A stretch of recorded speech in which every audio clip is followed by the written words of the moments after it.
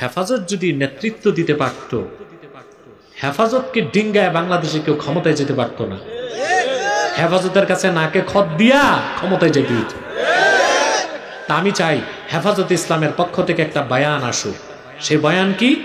সংবিধান আমরাও পরিবর্তন চাই, কিন্তু সংবিধানের মূল ভিত্তি হবে সার্বভৌমত্বের মালিক আল্লাহ।